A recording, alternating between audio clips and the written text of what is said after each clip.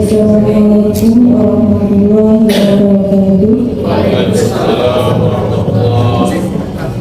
Yang terhormat Bapak Ketua Pengadilan Negeri Sumbawa Besar, yang kami hormati Bapak Wakil Ketua Pengadilan Negeri Sumbawa Besar, yang kami hormati para sekretaris hakim dan sekretaris Pengadilan Negeri Sumbawa Besar, yang kami hormati Bapak Ustadz M. Salsah MPDI, yang kami hormati ibu-ibu dan ibu kami cabang Sumbawa Besar serta keluarga besar Pengadilan Negeri Sumbawa Besar yang berbahagia.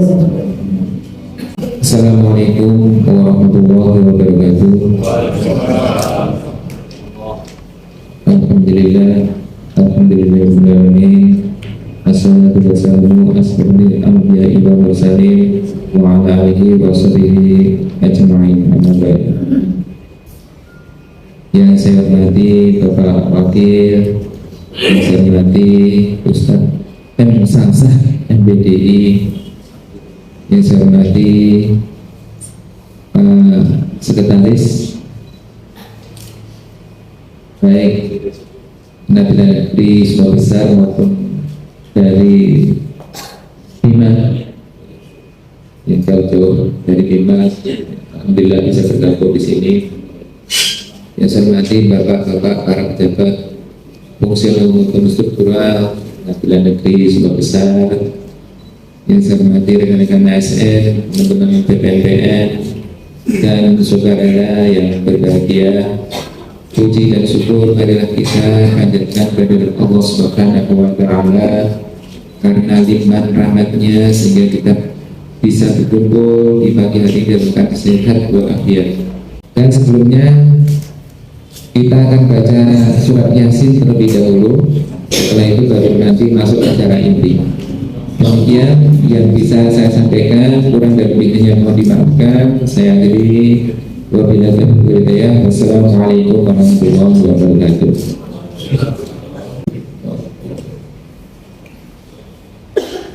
Taqabbalallahu minna wa minkum taqabbal ya karim. A'udzu billahi minasy syaithanir rajim.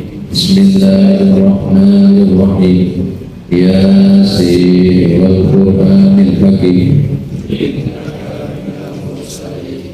الصراط المستقيم تنزيل العزيز الرحيم تنذر قوما أنذر آباءهم فهم غافلون لقد حق القول على أكثرهم ربنا إلا كنا في أعناقهم أغلالا فهي إلى الأذقان فهم مطمئنون ولأنا من بين أيديهم سدا ومن خلفهم سدا فأغشيناهم فهم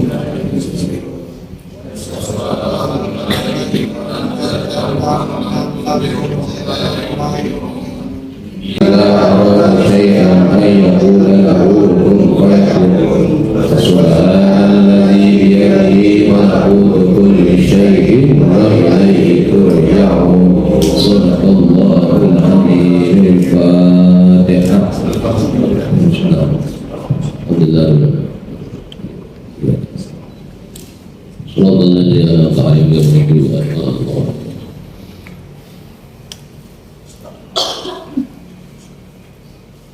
Acara yang selanjutnya yaitu pengajian yang akan diisi oleh Ustadz M. Salsah MPDI. Kepada beliau dipersilakan.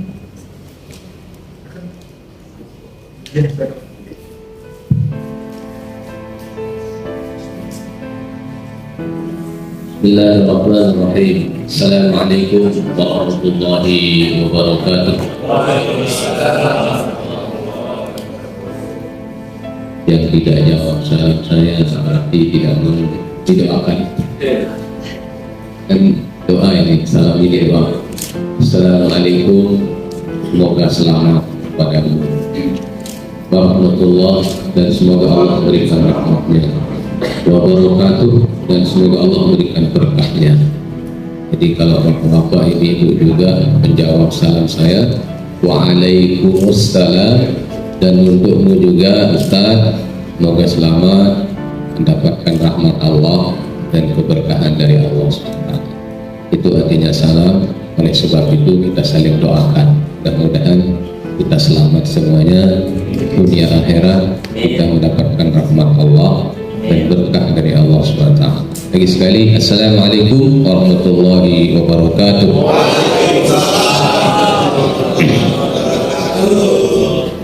Alhamdulillah Rabbil Alamin. Allahumma salli ala Sayyidina Muhammad ibn Abdullah al-qa'imi bihuquqillah ma dhaqat illa wa farja Allah. Subhanaka la ilma lana illa ma 'allamtana innaka antal alimul hakim. Rabbi shrah li sadri wa yassir li amri wahlul 'uqdatam min lisani yafqahu qawli.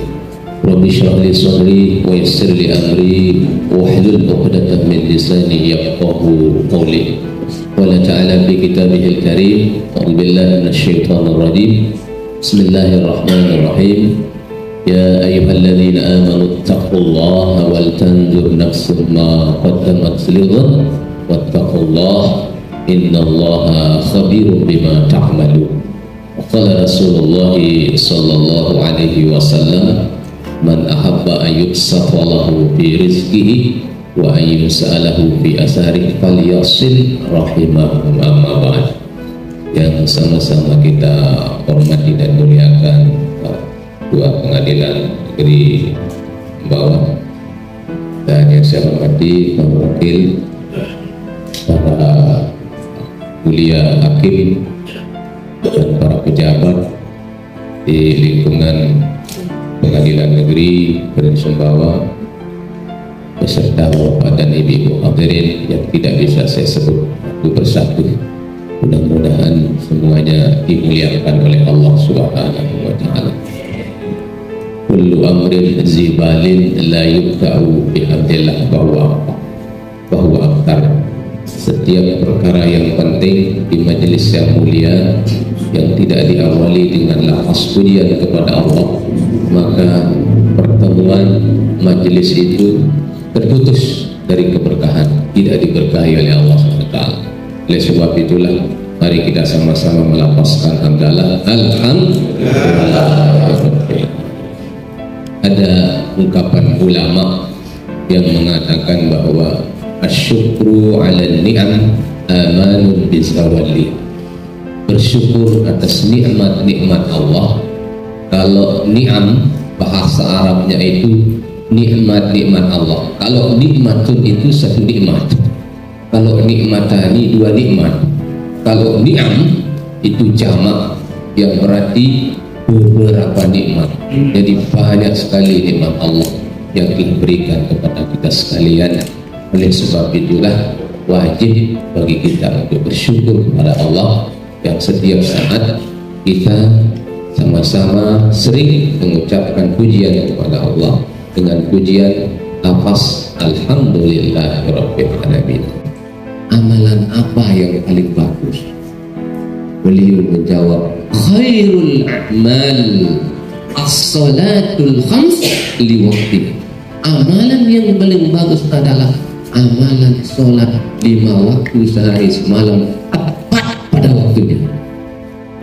Nah, ini tepat pada waktunya. Kenapa sholat itu adalah amalan yang paling bagus, yaitu sholat 5 waktu sehari semalam tepat pada waktunya? Li'annahu miftahul a'mal, awwalu ma yuhasabu bil abdu yaumil qiyamah as-shalah. Itu pembuka semua amalan, itu adalah sholat. Kalau dia sholatnya tidak bagus, maka pekerjaannya yang lain perlu dipertanyakan. Karena yang paling pertama yang akan dihisab nanti pada hari kiamat adalah sholat. Fa in saluhat sa'iru amali. Jika sholatnya baik, maka baiklah seluruh amal perbuatan. Wa in fasadat sa'iru amali. Jika sholatnya rusak, maka rusaklah seluruh amal perbuatan. Nah, oleh sebab itulah, walaupun kita berada di kantor, di ruang kerja kita, kalau waktu sudah ada, mari kita tinggalkan hanya beberapa menit saja untuk kita melaksanakan sholat. Ya, karena sekarang ini fenomena, Bapak dan Saudara, ini saya buka, mungkin ada yang pertanyaan di sana. Lalu mungkin ada sesi pertanyaan. Saya buka bahwa sholat itu kan ada 4 bagian. Disebutkan di dalam kitab Tambihul Ghafilin karangan Syekh Sumer Al-Hadrami rahimahullah, bahwa beliau menyebutkan bahwa sholat itu dibagi menjadi 4 bagian. Pertama namanya musallin ghafil. Musallin ghafil, sholatnya orang yang lalai. Sudah sholat, sudah enggak? Ada sekarang di tempat kita di Sumbawa ini ada yang sholat. Kapan dia mau sholat? Nah, bahkan ada yang sholat hanya memegang batu, dilempar batu, cukup sebagai sholat. Ada yang sholat hanya berjalan, itu sudah sholat. Kenapa? Karena sholat di dalam arti lugatannya, arti bahasanya adalah as-sholat lugatan ad-du'a. Sholat menurut bahasa adalah doa. Makanya orang jalan-jalan sholat. Oh, sudah tidak perlu sholat. Jadi cukuplah kita ingat Tuhan, kita ingat Allah, sambil jalan-jalan, cukup, tidak perlu itu sudah namanya sholat. Padahal itu sholat menurut bahasa, tapi sholat menurut istilah adalah sholat diawali dengan takbir, diakhiri dengan salam. Padahal kita ini sudah diberikan umur yang panjang, sehat walafiat, namun dia sama perbuatannya yang kemarin dengan hari ini, maka dia termasuk orang yang buruk. Kemudian yang ketiga katanya para ulama, man kana yaumuhu syarran min amsihi, barang siapa yang di hari ini lebih buruk, lebih jelek daripada hari kemarin, bahwa mal'unun, maka dia termasuk orang yang dilaknat oleh Allah Subhanahu wa taala. Alhamdulillah, thumma alhamdulillah min dzalik. Oleh sebab itulah Bapak dan Saudara, marilah kita manfaatkan waktu ini. Al-waktu asmanu min az-zahab. Waktu itu lebih berharga daripada emas. Maka tidak ada artinya sholatnya tidak diterima, sholatnya Allah SWT. Batal sholatnya kalau dia tidak khusyuk. Minimal orang khusyuk ketika dia takbiratul ihram. Jadi itulah pentingnya Bapak Ibu Saudara, pentingnya orang belajar tentang ilmu pengetahuan. Makanya luar biasa pengadilan negeri ini setiap hari Jumat ada kajian rutinnya, minimal pengajian seperti ini. Fadzakir fa inna dzikra tanfa'ul mu'minin. Ya, as'alu ahla dzikri in kuntum la ta'lamun. Jika kita tidak tahu, maka tanyalah kepada orang yang ahli dalam bidang itu. Jadi itu walhasil kesimpulan Bapak dan Ibu, mari di hari Jumat ini kita manfaatkan waktu dengan sebaik-baiknya untuk kita benar-benar kita mengabdi kepada Allah, kita bekerja nawaitu, kita ikhlas, walaupun pekerjaan duniawi yang kita kerjakan tapi tujuannya akhirat, maka jatuhlah akhirat. Kalau pekerjaannya orang akhirat tetapi tujuannya dunia, maka jatuhlah dunia. Jadi oleh sebab itulah setiap Jumat kita sisihkan waktu kita untuk bertakarrub kepada Allah, untuk membaca surah Yasin, beristighfar, berdoa kepada Allah. Mudah-mudahan inilah cara kita untuk mensyukuri nikmat Allah Subhanahu wa taala. Wa kun ala alaihi syakura wa kun ala balaihi sabura. Jadilah orang yang selalu bersyukur kepada Allah tentang nikmat yang sudah diberikan oleh Allah Subhanahu wa taala, dan jadilah orang yang selalu bersabar ketika ditimpa bala musibah. Itulah mungkin barangkali yang dapat saya sampaikan. Mudah-mudahan ada manfaat barokahnya, bisa dilanjutkan. Mungkin ada yang perlu ditanyakan. Terima kasih. Saya istirahatkan sejenak. Ada yang perlu ditanyakan? Kalau tidak ada, kita tutup. Monggo Bapak Ibu yang mau bertanya dipersilakan sambil menikmati hidangan yang telah disajikan. Monggo. Tadi Ustaz sudah mengulas supaya gimana caranya supaya sholatnya khusyuk, tadi belum dibahas Pak. Jadi tolong dibahas antara kita supaya bisa khusyuk. Nah ini berarti itu penasaran akhirnya. Penasaran. Jadi yang pertama, ada seorang ulama yang bernama Syekh Tantawi As-Sahrawi. Jadi beliau menyebutkan bahwa cara tips khusyuk dalam sholat Yang pertama adalah ketika kita berwudu, jangan berbicara ketika berwudu. Kalau bapak-bapak ada misalnya sedang berwudu, ada teman berwudu, jangan berbicara. Hendaknya jangan berbicara ketika dia berwudu. Kalau berdoa tidak apa-apa. Saya niat berwudu untuk menghilangkan hadas kecil karena Allah SWT. Tetapi kalau ada misalnya ada teman-teman yang mengatakan, misalnya ada yang bertanya dan sebagainya, jangan dilawan dia bicara gitu. Itu salah satunya. Jangan berbicara ketika berwudu. Assalamualaikum warahmatullahi wabarakatuh. Yang ingin saya tanyakan ke Ustaz, seperti yang disampaikan tadi mengenai bacaan keras,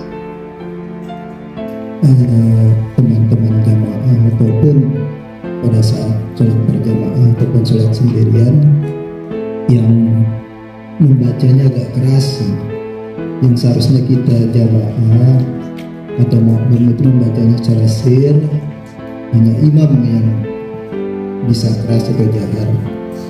Jadi mohon penjelasan dari Pak Ustadz, bagaimana sih cara kita menegur ketika teman atau di dekat kita itu membaca dengan bacaan yang sangat keras, sehingga dalam arti kita di sisi kiri, sisi kanannya ataupun di muka belakangnya merasa terganggu, walaupun yang dibaca itu adalah hal-hal yang baik dalam arti ayat-ayat suci yang kita baca dalam sholat.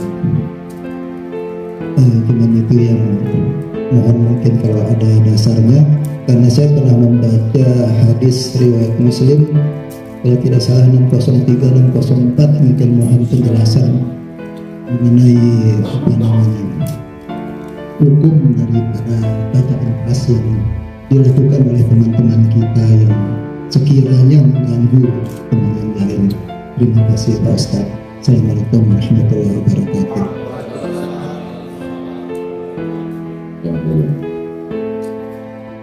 Di pertanyaan yang bagus. Sebenarnya di dalam kitab yang saya baca itu tidak dianjurkan bacaannya ketika mau berjamaah untuk didengar oleh dirinya sendiri. Bagaimana cara didengar oleh dirinya sendiri? Ya, bapak dan ibu-ibu bisa merasakan sendiri kan? Bisa dipikirkan kan? Artinya sami'a nafsahu itu didengar oleh telinganya sendiri tanpa mengganggu orang lain. Jadi contoh kecil, orang sholat saja ketika dia berjalan di depan kita, boleh kita ginikan tangan kita, boleh kita pukul dia, tapi pukulan sekali, jangan berkali-kali, bahkan sekali.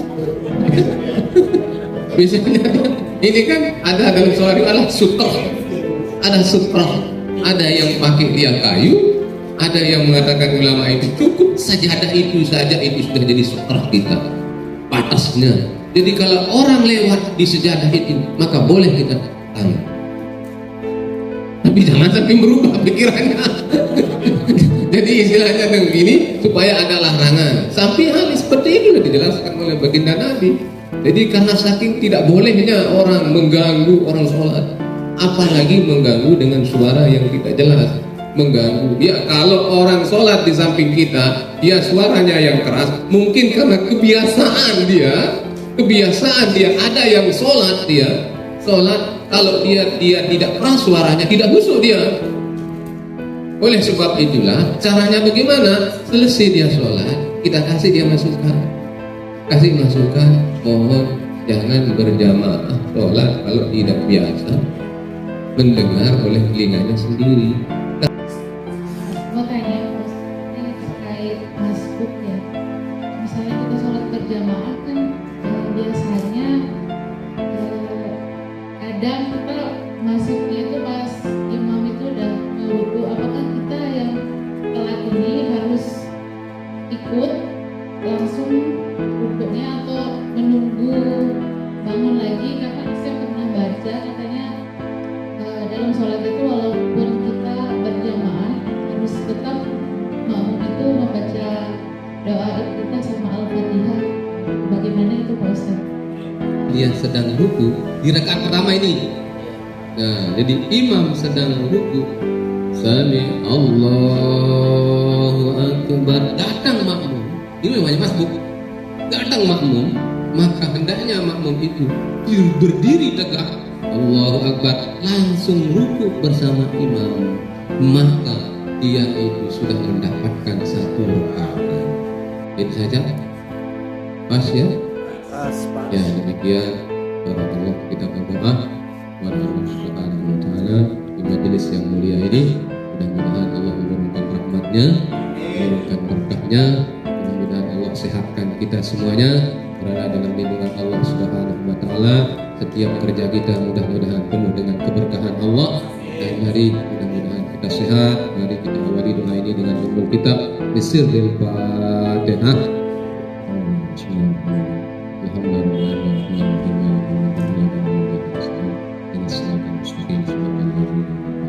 Bapak Ibu, ini ada sekedar informasi bahwa insya Allah musola kita ini akan kita rehab. Ini untuk lebih jelasnya ada Pak Ketua Takmir, silakan Pak. Bahwa saldo akhir bulan Juli 9.025.000, pengeluaran pada tanggal 9 Agustus 2023 7 juta, saldo akhir Agustus 2.025.000, terima tanggal 6 September 2023 sebesar 20 juta rupiah, pengeluaran pada tanggal 7 September 2023 yang telah disampaikan kepada tukang untuk membeli bahan dan ongkos-ongkos sebesar 21.900.000. Demikian, terima kasih. Assalamualaikum warahmatullahi wabarakatuh.